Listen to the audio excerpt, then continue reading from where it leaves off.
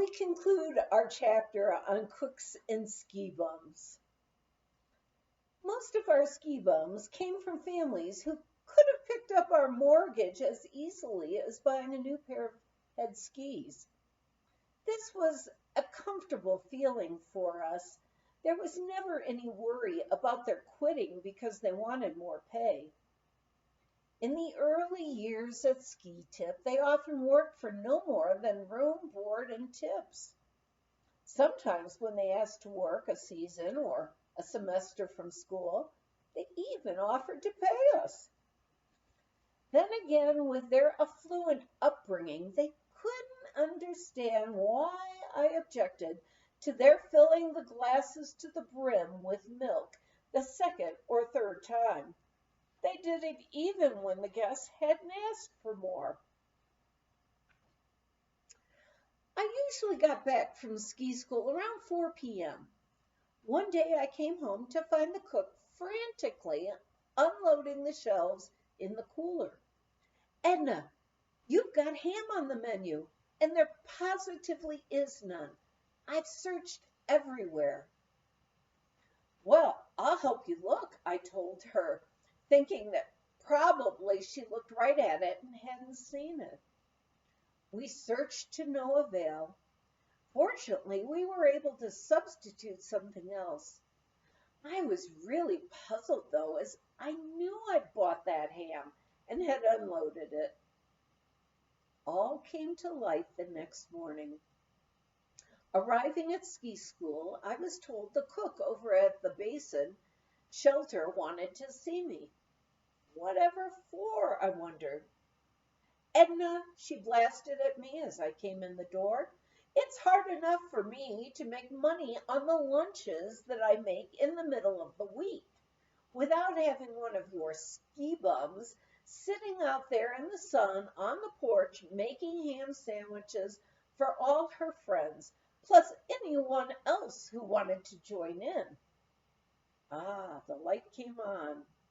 Now I know what happened to that ham we were to have last night. I wondered if there's any bread, lettuce, mayonnaise, or mustard left.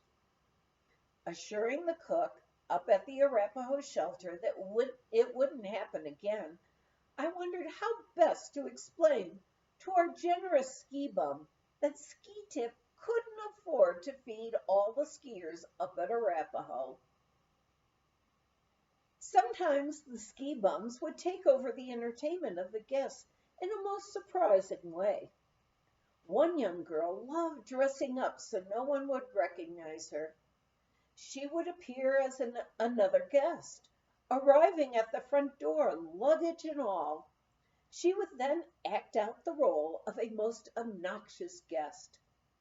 Most everyone would soon catch on and enjoy her act. One time, however, our ski bum actress left our guests not too sure. The door from the kitchen into the living room was thrown open, and in walked a stocky figure, carrying a toilet plunger and wearing a hard hat and rubber boots. I stood up, wondering who was this mustached person. Just as I was about to ask him, he stated, "I'm the plumber." He looked around long enough to be sure he'd captured everyone's attention, and then announced, "Don't anyone flush a toilet for 3 days."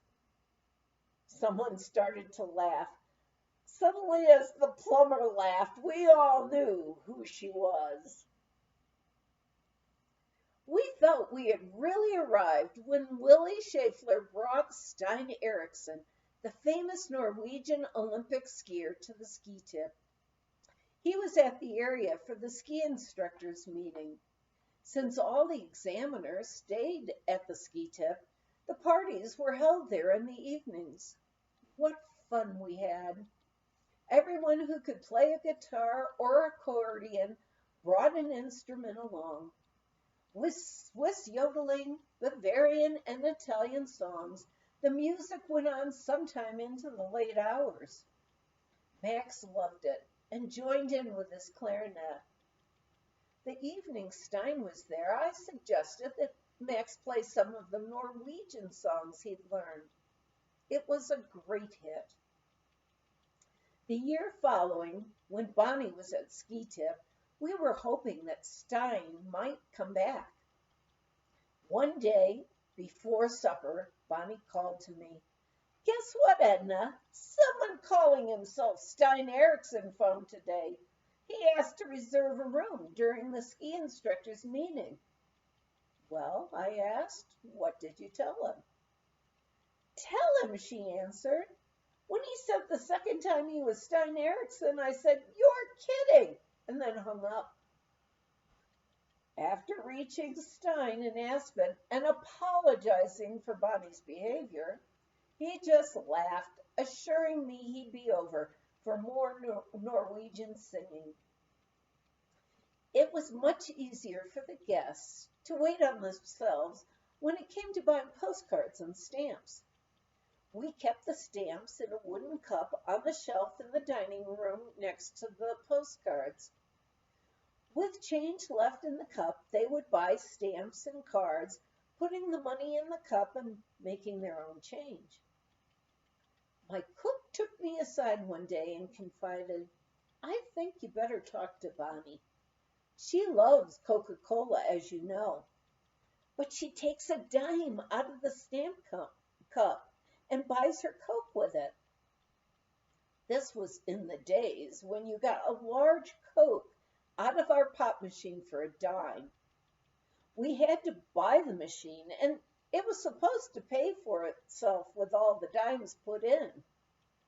But by the time it was paid for, the Cokes were costing us 15 cents, and the guests had to pay only a dime. I knew Bonnie was honest and asked her about it. "But Edna," she exclaimed, "you get the dime back when you empty the coin box." The guests loved Bonnie. I soon realized it'd be easier on me if Bonnie would collect their bills, which I made out the night before they checked out. One morning, as she was rushing around making beds, I saw a $20 bill sticking out of her moccasin. On my pointing it out to her, she took her moccasin off.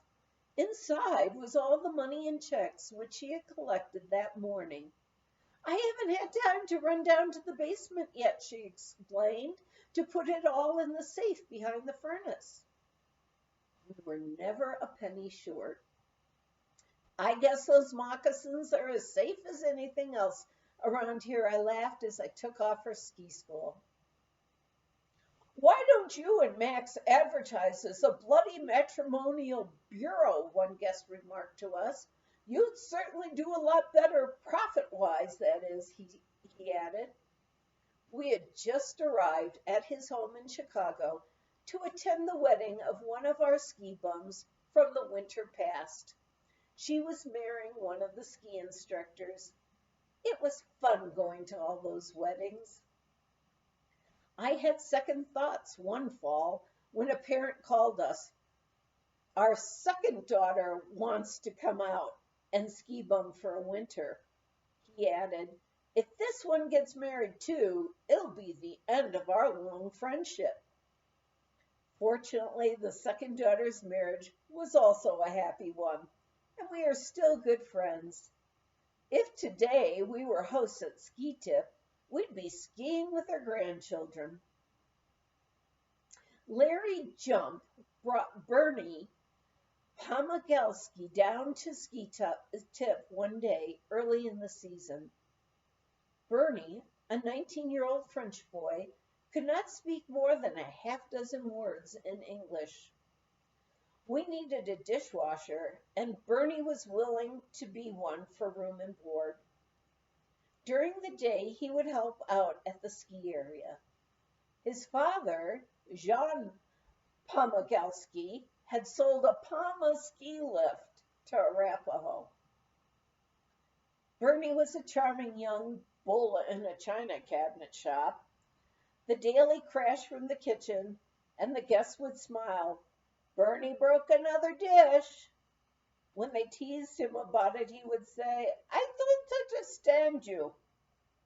The kitchen crew was fast teaching him their brand of English. Bernie had been on the French national junior ski team. He was one of the first skiers we had seen who could vadel down the slopes in beautiful style. One evening, a guest came running into the living room from the hall of the old wing, shouting, "There's a bear standing near our window." We all rushed to the room. Looking out the window, we saw a young black bear standing next to a pine tree. He looked as frightened as we. "I catch this bear." Bernie came running around the corner from the kitchen. "I catch this cute bear." "Don't you dare go near that bear. Get back in the kitchen." I realized when I went into the kitchen that there were cheese plates sitting out cooling for our usual evening party.